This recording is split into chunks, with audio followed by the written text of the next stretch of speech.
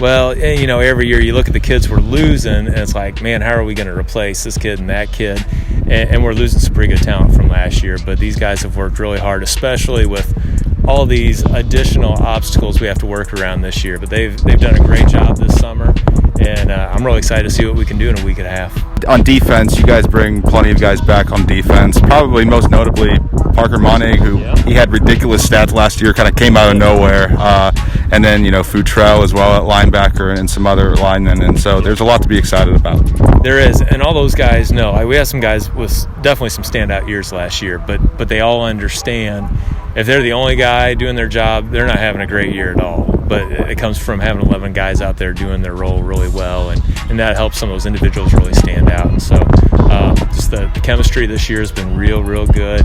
The intensity's been good, and I think they appreciate football maybe a little more than they normally would, since you look around some schools, those kids, season's supposed to start in 8 days, and they're sitting there watching, and so it helps you appreciate what you have a little bit more. Offensively, Futrell, he comes back at running back. I mean, him and Tyler Oakes are kind of flew under the radar with, Cairo and then Isaiah. Isaiah, those two guys. But, Futrell, he brings a lot at running back.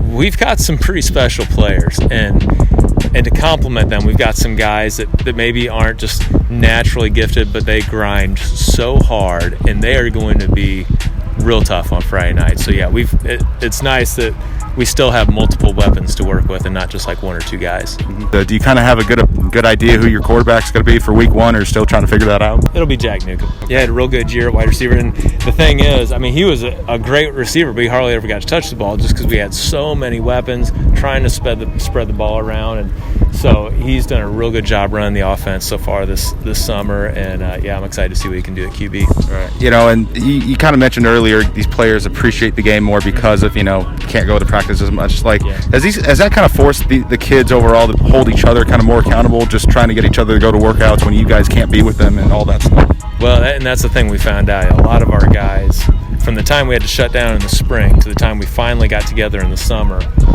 you could see who was working out and who just kind of coasted. And for the most part, our guys really did make some pretty good gains in that time away. And so maybe not what they would have had if they were still in school running track, lifting weights here, but they did a pretty good job of still pushing themselves and holding themselves accountable when we weren't there to do it. Yeah. Just the outlook of this season, it looks like it's kind of there for you guys again. You guys are confident. What's kind of the ceiling for this team?